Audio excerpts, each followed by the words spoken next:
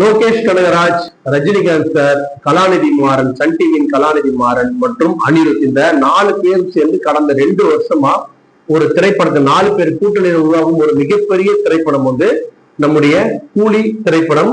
இந்த திரைப்படம் வந்து கடந்த 2 வருஷமா வந்து தமிழ் திரையில ஒரு மிகப்பெரிய டாப்பாக சுத்தி கொண்டிருந்த ஒரு படம். தமிழ் ரசிகர்கள் மட்டும் இல்லாம இந்தியா உலகத்தில் இருக்கிற அனைத்து ரசிகர்களாலும் சினிமா பார்க்கக்கூடிய அனைவராலும் வந்து பார்க்க வேண்டிய படமாக இருந்தது இந்த கூலி திரைப்படம். இன்னைக்கு வெளிவந்திருக்கும் இந்த கூலி திரைப்படம் யார் யார் பார்க்கிற மாதிரி அமைஞ்சிருக்கு, எதிர்பார்ப்புகளை பூர்த்தி பண்ணதா அமைஞ்சிருக்கா அப்படின்றத நம்ம இந்த நிகழ்ச்சியில பார்க்கலாம். இந்த படத்தினுடைய கதை என்ன அப்படின்னு சொன்னா, அரசல் பரசலான அதே கதை தான். ஒரு பழிவாங்கும் கதை. தன்னுடைய நண்பரான சத்யராஜ் அவர்கள் வந்து இறந்துடுறாரு. சத்யராஜ் இறந்ததுக்கு அப்புறமா அவர் எப்படி இறந்தாரு, ஏன் இறந்தாரு அப்படின்னு கண்டுபிடிக்க வராரு சூப்பர் ஸ்டார் ரஜினிகாந்த். அதை வந்து கண்டுபிடிச்சாரா, அதுல என்னென்ன நியூஸ் அவர் சந்திச்சாரு, யார் யார் எதிரில சந்திச்சாரு, எப்படி அவர் இறந்தாரு கண்டுபிடிச்சாரா, அதுல அவர் என்னென்ன இழந்தாரு, எதிரில பெற்றார், அப்படி போல ஒரு படமுள்ளதான் இந்த கதை. இந்த படத்தை பத்தி அதை விட பெருசா ஒன்றும் சொல்றது ஒன்றும் கதை கிடையாது. இது ஒரு சாதாரணமான பழிவாங்கும் கதை. அதுல என்னென்ன திரைக்கதைகளை போட்டு இந்த படத்தை எடுத்திருக்கிறாங்க, எங்கெங்க ட்விஸ்ட் அண்ட் டர்ன் வச்சிருக்கிறாங்க அப்படின்றத இந்த படத்தினுடைய பிளஸ் பாயிண்ட். அதோட கதை சொல்றதுக்கு ஒன்றும் மிகப்பெரிய விஷயம் ஒண்ணும் இல்லை. ஜெனரலா லோகேஷ் கனகராஜ் படம் அப்படின்னு சொல்லி சொன்னாலே போதைப் பொருள் அது இதுன்னு சொல்லிட்டு நம்மளை போட்டு தலை சுத்த வைப்பாங்க. இதுல ஒரு ஒரு வித்தியாசமா என்ன பண்ண லோகேஷ் கனகராஜ் போதைப் பொருளை பத்தி பேசவே இல்லை. அதுக்கப்புறம் மனிதனுடைய இதயத்தை பத்தி பேசியிருக்கிறாரு, மேலும் தங்க வாட்சிகளை பத்தி பேசியிருக்கிறாரு. அதனால இது போதை சம்பந்தப்பட்ட படம் இல்லைன்றதே நமக்கு ஒரு மிகப்பெரிய ஆறுதலான ஒரு விஷயமா இருந்தது. இந்த படத்துல வந்து நம்ம ரஜினி சார் படம் இது மற்ற நடிகர்கள் யாரு, மற்ற டெக்னீஷியன்ஸ் யாரு அப்படின்றத விட முதல்ல இந்த படம் இவங்க ஹைப் ஆகிறதுக்கு காரணமே சூப்பர் ஸ்டார் ரஜினிகாந்த். அவர் இந்த படத்துல வந்து எப்படி பர்ஃபார்ம் பண்ணியிருந்தாரு, அவருடைய ஸ்டைல் எப்படி இருந்தது அப்படின்றதான் நம்ம எல்லாருமே ரொம்ப ஆர்வமா எதிர்பார்க்கறது. நம்ம சூப்பர் ஸ்டாரை பொறுத்த வரைக்கும் படத்தின் முதல்ல இருந்து படத்தின் கடைசி வரைக்கும் அந்த ஒரு மனுஷன் மட்டும் இந்த படத்துல இல்லை அப்படின்னு சொல்லி சொன்னா இந்த படம் வந்து இவ்வளவு பெரிய வெற்றி பெற்றிருக்குமோ அப்படின்றது வந்து ஒரு மிக மிக பெரிய கேள்விக்குறியா வந்து அமைஞ்சிருக்கும். அவருடைய ஆரம்ப காட்சியில இருந்து இறுதி காட்சி வரைக்கும் அவர் மேலேயே கதையை வச்சு படத்தை வச்சு வச்சு வச்சு அந்த படத்தை பார்க்கும் ரசிகர்கள் வந்து அவரை பார்க்க தான் வராங்க. பெரும்பாலும் பாத்தீங்கன்னா என்னை பொறுத்தவரைக்கும் தமிழ்நாட்டுல இது ரஜினி ரசிகர்கள் பார்க்குற படம்னு சொல்லி சொல்லுவாங்க. தமிழ்நாட்டை பொறுத்த வரைக்கும் சினிமா பார்க்கணும் ஒரு 80% மக்கள் வந்து ரஜினி சாரோட ரசிகராக தான் இருப்பாங்க. அவங்க மற்ற ரசிகராக இருப்பாங்க. ஆனா ரஜினி சார அப்ப இருந்து நடிகர்ல ரஜினி சார், கமல் சார், அந்த மாதிரி விஜயகாந்த் இருந்த காலகட்டத்துல இன்னைக்கும் 80% மக்கள் வந்து ரஜினி சாரோட ஃபேனா இருப்பாங்க. சோ நீங்க ரஜினி சார் ஃபேனும் ஒண்ணுதான், தமிழ்நாட்டு மக்களும் ஒண்ணுதான். சோ ரஜினி சார் ஃபேனுக்கு பிடிச்ச படம் சொன்னா தமிழ்நாட்டு மக்களுக்கு பிடிச்ச படமா அது ஆட்டோமேட்டிக்கா அது வந்து மாறிடும். அதே ரஜினி சார் ஃபேன் தான் முன்னாடி அஜித் சார் ஃபேனாவும் விஜய் சார் ஃபேனாவும் சூர்யா சார் ஃபேனா மாறி இருப்பாங்க, கமல் சார் ஃபேனா மாறி இருப்பாங்க. ஆனா அதிகபட்சம் வந்து தமிழ்நாட்டுல வந்து ரஜினி சார் ஃபேன் தான் அதிகம். அந்த வகையில பார்க்கும்போது இதோட ரசிகர்களுக்கு பிடிச்ச மாதிரி அமைஞ்ச படம் அப்படின்னா ஆட்டோமேட்டிக்கா தமிழக மக்களுக்கே பிடிச்ச ஒரு படமா தான் இது அமைஞ்சிருக்கு. இந்த படத்தை பொறுத்தவரைக்கும் ரஜினி சாருடைய பர்ஃபார்மன்ஸ் வந்து ஏ கிளாஸ்ன்னு சொல்லி சொல்லுவோம். எந்த இடத்துலயுமே அவர் வந்து எந்த இடத்துலயும் டவுனே ஆகல. அந்த படத்தை கடைசி வரைக்கும் அவர் வந்து கிறிஸ்பா தூக்கி எடுத்துட்டு போயிட்டே இருக்கிறாரு.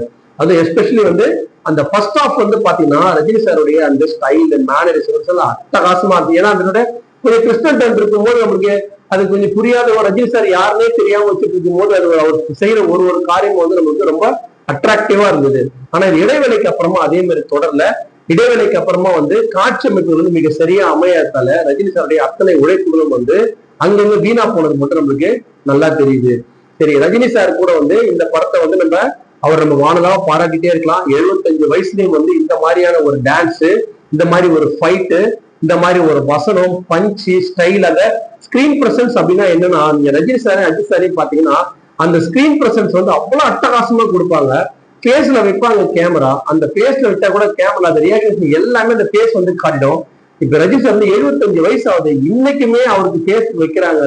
அந்த கேமரா அட்டகாசமா பண்றாரு. அவரோட கண்ணசைவு, முகபாவனை, கையசன் சொல்லி எல்லாமே வந்து ஏ கிளாஸ். அப்படி ரஜினி சாரோட ரசிகர்களுக்கு, ரஜினி சார் ரசிகர்களை பொறுத்த வரைக்கும் இந்த படம் வந்து அவங்க வந்து ஃபுல் மீல் சாப்பாடு. கிட்டத்தட்ட வந்து ஒரு 10-12 வருஷம் கழிச்சு ஒரு அருமையான ஒரு ரஜினி சார் படமா வந்து ரஜினி சார் ஃபேனுக்கு இந்த படம் அமைஞ்சிருக்கும். அடுத்தபடியா இந்த படத்துல வந்து ஒரு மிகப்பெரிய ஹீரோ யாருன்னா அது அனிருத்.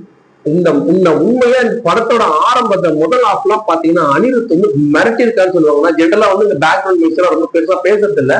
எனக்கு அந்த அளவுக்கு வந்து அது பெருசா நம்ம மனசுல உட்கார மாதிரி தோணும். இந்த படத்துல ஒரு சீனுமே வந்து ஃபாரின்ல இருக்கிற மாதிரி சும்மா அட்டகாசமா கலக்கியிருந்தாங்க. செகண்ட் ஹாப்ல வந்து ரொம்ப நம்ம ஏற்கனவே கேட்ட அந்த பழைய மெட்டுக்கள்லாம் இருந்தது. சிவாஜி படத்துல வர மெட்டுகள், 2.1 படத்துல வர மெட்டுகள்லாம் ஏதாவது போட்டு வச்சிருந்தாரு அனிருத் சார், ரியல் மியூசிக் மாதிரி. அது எனக்கு அந்த அளவுக்கு வந்து பெருசா படல. ஆனா ஹாப்ல அது முதல்ல ஒரு அரை மணி நேரம் 1 மணி நேரம் வந்து அனிருத்தோட மியூசிக் வந்து அந்த படத்தை வந்து அந்த அளவுக்கு வந்து தாங்கி வச்சிருந்தது. பாட்டுமே வந்து பாத்தீங்கன்னு சொல்லிச்சுன்னா 2-3 பாட்டுகள் ஆல்ரெடி ஹிட்டான பாட்டுங்க தான். அந்த பாடல் அட்டகாசமா பிளேஸ்மெண்ட் பண்ணியிருந்தாங்க. ரொம்ப பெருசா போர் அடிக்கல, பாடல்கள் நல்லபடியா போச்சு. அதனால அனிருத்தை பொறுத்தவரைக்கும் இந்த படத்துல உண்மையான செகண்ட் ஹீரோ வந்து அனிருத் தான், எந்த மாற்று கருத்துமே கிடையாது. இந்த படத்துல வந்து பாத்தீங்கன்னா எனக்கு அதுக்கப்புறமா எல்லாரும் சொன்ன மாதிரி அந்த மலையாள நடிகர் சௌபின் வந்து அட்டகாசம் பண்ணிட்டாரு. அவருடைய நடிப்பு வந்து அந்த அந்த ரஜினி சார் வந்து மேடையில சொன்ன மாதிரி மண்டை கொஞ்சம் வழுக்கையா இருந்தா கூட அவருடைய ஆக்டிங் நம்ம அதை பார்க்கவே முடியல. அவருடைய ஸ்கிரீன் ஃபர்ஸ்ட் வந்ததுல இருந்து இன்டர்வல் வந்து கொஞ்ச நேரம் வரைக்கும் அவரால் தான் அந்த படம் வந்து ரஜினி சாருக்கு கிரிப் வந்து தாங்கி பிடிச்சது வந்து சௌபின் தான். ஆனா அந்த அவர் எப்போ வந்து அவருடைய கேரக்டர் மட்டமாகுதோ அதுல இருந்து வந்து அந்த படம் வந்து டவுன் ஆயிடுச்சு. ஏன்னா வேற எந்த வில்லனுமே வந்து இவர் அளவுக்கு வந்து பர்ஃபார்ம் பண்ணாதால வந்து அவங்களுக்கு கதை ஸ்ட்ராங்கா இல்லை. அவங்க மேல சௌபின் மேல அந்த ஸ்ட்ராங்கா வந்து மற்றவங்க மேல இல்ல, சௌபின் மேலதான் ரொம்ப வந்து ட்விஸ்ட் டர்ன் எல்லாமே அவர் மேல வச்சிருக்காங்க. அவர் யாரும் தெரியுது, ரஜினி சாரை விட அவர் யாரும் தெரியத்தான் வந்து படத்துல வந்து ரொம்ப நல்ல நல்ல விஷயங்களா இருந்து படம் போயிருந்தது.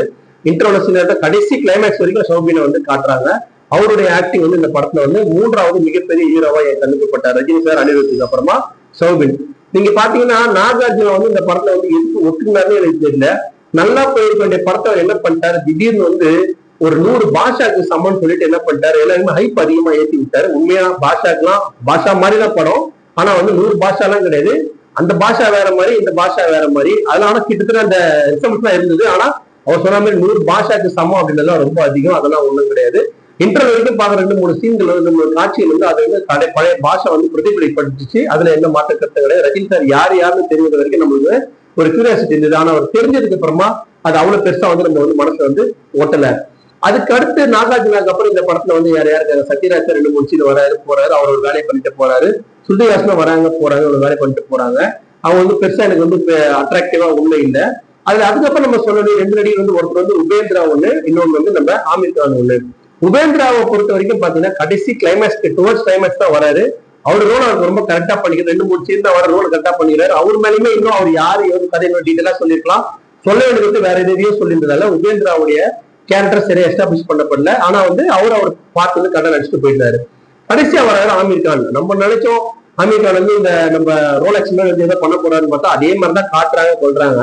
ஆனா கடைசியில படத்தை வந்து நல்லா ஒரு சந்தோஷமா முடிக்கிறதுக்காக மட்டும்தான் ஆமீர் கானை யூஸ் பண்ணிருக்காங்க தவிர ஒரு பெரிய ஃபைட் தொடர்ந்து இந்த மற்ற படங்கள்ல லோகேஷ் காட்டுற மாதிரி கடைசி வரைக்கும் வில்லனை காமிச்சு வெட்டி வீழ்த்தாம கடைசி ஒரு 5-10 நிமிஷம் வந்து ஒரு கலக்கில ஒரு காமெடியா ஒரு ஒரு ஹீரோசத்தோட சண்டையே இல்லாத ஒரு ஹீரோசமா அழகா காமிச்சு அழகா முடிச்சிருக்கிறாரு. அதுக்கு அமீர் கான் வந்து மிக மிக பலமா யூஸ் ஆயிருக்கிறாரு. அவரோட 2 சீன்கள் அவரோட ஸ்கிரீன் பிரசன்ஸ் சொல்ல வேண்டியது. அமீர் கானை நம்ம சொல்ற அளவுக்கு நம்மளுக்கு வந்து டேலண்ட் கிடையாது. அந்த அளவுக்கு சூப்பரான ஒரு ஆக்டர் வந்து அந்த கிளைமேக்ஸ்ல வந்து ரஜினி சார் படத்தை வந்து நல்லா சுபமா முடிக்க வந்து யூஸ் ஆயிருக்கு. இந்த படத்தை பொறுத்த வரைக்கும் வந்து சினிமோட்டோகிராஃபர் கிறிஷோ, இல்லைன்னா வந்து நம்முடைய சண்டை பயிற்சி மாஸ்டர் அன்பறிவு, அப்புறம் வந்து நம்ம எடிட்டர் வந்து கிலோமீட்டர், 3 பேர் வந்து டெக்னீஷியன் டீம்ல முக்கியமான டீம். அதுல வந்து பாத்தீங்கன்னா கேமராமேன் வந்து அட்டகாசமா கேமரா பண்ணிட்டாரு, ஒன்றும் பிரச்சனை இல்லை. அதே மாதிரி ஃபைட் மாஸ்டர் நல்லா ஃபைட் நல்லா படம் பிடிச்சிருக்கிறாரு. ஆனா வந்து அந்த கதை ரொம்ப ஸ்ட்ராங்கா செகண்ட் ஹாப்ல இல்லாதல அவ்வளவு பெரிய சண்டைலாம் வந்து ரொம்ப நீளமா இருந்தது, ரொம்ப நம்மளுக்கு ஒட்டல. கடைசி வந்து கிலோமீட்டர் ராஜ் வந்து என்ன அவர் வந்து அவரும் வந்து நம்ம லோகேஷ் மாதிரி உட்காந்து ஒழுங்கா பேசி ஒன்னும் கெட்டு போயிடல. இன்னும் வந்து இந்த படம் வந்து சிறப்பான படம் தான். ஆனா இன்னும் சிறப்பா அமைந்து ரொம்ப ரொம்ப பண்ண வேண்டியிருக்கு. அதுக்கு ஒரு 2-3 உதாரணம் சொல்றேன். இப்ப ஃபர்ஸ்ட் ஹாஃப் பொறுத்தவரை எதுவுமே பெருசா நம்ம குறைச்சதுக்கு ஒண்ணு இல்லை. அது வந்து அங்க ஒரு சில காட்சி தான் கொஞ்சம் தொய்வடைஞ்சது தவிர, ஆனா அது படத்துல வந்து இயற்கைதான், அது வந்து பிரச்சனை இல்லை. ஆனா செகண்ட் ஹாஃப் பொறுத்த வரைக்கும் பாத்தீங்கன்னா பல தொய்வான காட்சிகள் இருக்கு. அதுல மிக மிக முக்கியமானது என்னன்னா நம்ம ஸ்ருதிஹாசனை நம்ம சௌபின் வந்து தொட்டிட்டு போவாரு ஒரு சீனு. கிட்டத்தட்ட பாத்தீங்கன்னா அதே ஒரு 8-10 நிமிஷம் கிட்டத்தட்ட அந்த சீன். அது கூட வந்து பாத்தீங்கன்னா மேன்ஷன்ல வந்து ஒரு சண்டை போடுற மாதிரி ஒரு சீன், ரெண்டுத்தையும் மாத்தி காட்டாங்க. அது உண்மையா எதுவுமே டென்ஷன் யாருக்குமே எதுவுமே இல்லை. அது ஆட்டோமேட்டிக்கா அது மாதிரி போயிட்டே இருக்கு. அது அவ்வளவு பெரிய சீன் வேண்டியதில்லை. ஸ்ருதிஹாசன் வந்து அந்த ரயில்வே ஸ்டேஷனுக்கு போகும்போது ஒரு போலீஸ்கார காப்பாத்த ஆள் இல்லாம அது மாட்டம் அனாவசியமா ஓடுங்க அவர் அடிக்கிறது. ஒரே ஒரு ஆள் சௌபின் வந்து ஒரே நாள் வந்து இத்தனை பேரை வந்து அடிச்சு போட்டு ஒரு பொண்ணை தொட்டின்னு போட்டு பார்க்க ரொம்ப வேடிக்கையா இருந்தது தவிர அது நம்ம மனசுல உட்கார்ல. அது ஒரு மோசமான சீனு. அதுக்கடுத்து பாத்தீங்கன்னா நம்ம ரஜினி சார் வந்து ஒரு கதையை சொல்லுவார். ஒரு க்ளோஸ் அப்ல அவர் வச்சு கிட்டத்தட்ட பாத்தீங்கன்னா ஒரு 2 நிமிஷம் 3 நிமிஷம் பேசிட்டு இருப்பாரு. அது வேற காட்சி அமைப்புல கொஞ்சம் காமிச்சிருக்கலாம். பட் அது வந்து இப்ப இருக்கிற அந்த அவ்வளவு நேரம் உட்காந்து அந்த ஒரு கதையை வந்து கேட்கும் போதே நம்மளுக்கு வந்து ஒரு கொட்டாய் வருவர்களுக்கு அந்த அந்த ஒரு சீன் வந்து நீளமா இருந்தது.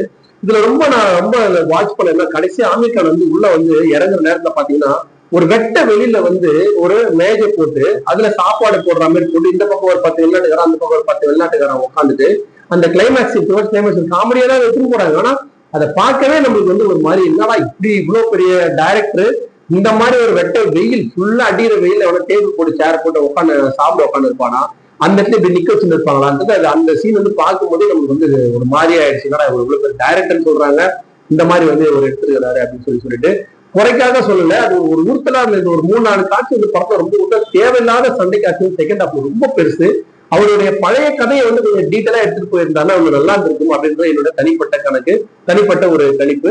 அந்த பழைய வாழ்க்கையை வந்து ரொம்ப சுருக்கமா அங்கேயே காமிச்சிட்டு கொஞ்சம் நீளமா எடுத்துட்டு போயிருக்கலாம். அவங்களுக்கு என்ன ப்ராப்ளம் தெரியல. கொஞ்சம் நீங்க மேக்கப் கூட போட்டு பழைய காட்சி கொஞ்சம் எடுத்திருந்தாங்கன்னா இன்னும் இந்த படம் வந்து மிக சிறந்த படமா அமைஞ்சிருக்கும். சரி, இப்ப இந்த படம் எப்படிதான் இருக்கு, இந்த படத்துல என்னதான் சொன்னா, இந்த படத்தோட மிகப்பெரிய குறை வந்து லோகேஷ் கனகராஜ் தான். ஏன்னா அவர் மேல ரொம்ப பாரத்தை ஏற்றி அவரோட எந்த படமே வந்து என்ன பொறுத்த வரைக்கும் ஒரு மிக சிறந்த படமா இது வரைக்கும் இருந்ததை நான் எனக்கு தெரியல. கைதி வந்து பாத்தீங்கன்னா டுவர்ட்ஸ் கிளைமேக்ஸ் கொஞ்சம் நல்லா இருக்கும், மாநகரம் நல்லா இருக்கும், இந்த டவுட் இல்ல. மாஸ்டரா இருக்கட்டும், இல்ல லியோவா இருக்கட்டும், இல்ல விக்ரமத்தை எல்லாமே ஏதோ ஒரு நக்குல ஜெயிச்சா மாதிரிதான் அவருடைய கதையை வந்து இருந்தது தவிர இது வந்து கைது இந்த படம் வந்து கூலி வந்து படமும் அதே மாதிரிதான் ஜெயிச்சிட்டார். அதுல எந்த மாற்று கருத்து கிடையாது. ஆனா தொடர்ந்து இது மாதிரி பண்றது வந்து சக்சஸ் ஆகுமான்னு எனக்கு தெரியல. அவருடைய அந்த ஒரு காம்பினேஷன் இப்ப நடிகர்களுடைய பேரெல்லாம் வச்சா லோகேஷ் கனகராஜ் படம் ஓடுதுன்னு என்னோட தனிப்பட்ட கருத்து. நான் பொதுவா சொல்லல, எந்த கதை எடுத்தாலும் எந்த நடிகர் இருந்தாலும் அந்த படம் ஒண்ணும் அதான் வந்து டைரக்டரோட டச். அந்த மாதிரி படம் வந்து லோகேஷ் கனகராஜ் எடுக்கணும். அப்பதான் அவர் நல்ல சிறந்த டைரக்டர் இல்லைன்னு தெரியும். இந்த படத்துல வந்து மற்ற நடிகர் மேல பாரத விருந்த போட்டு ஏகப்பட்ட காஸ்டியூம் க்ரூ வச்சு நம்மள வந்து பார்க்க தூண்டி அந்த படம் வந்து பார்த்து இவ்வளவு பெரிய வெற்றி அடைந்த தவிர லோகேஷ் கனகராஜ் தனிப்பட்ட ஒரு உழைப்பு இருக்கிற மாதிரி எனக்கு அந்த அளவுக்கு தெரியல. பழைய லோகேஷ் கனகராஜ் அது மாநகரம் லோகேஷ் கனகராஜ் தான் திரும்ப வரணும்.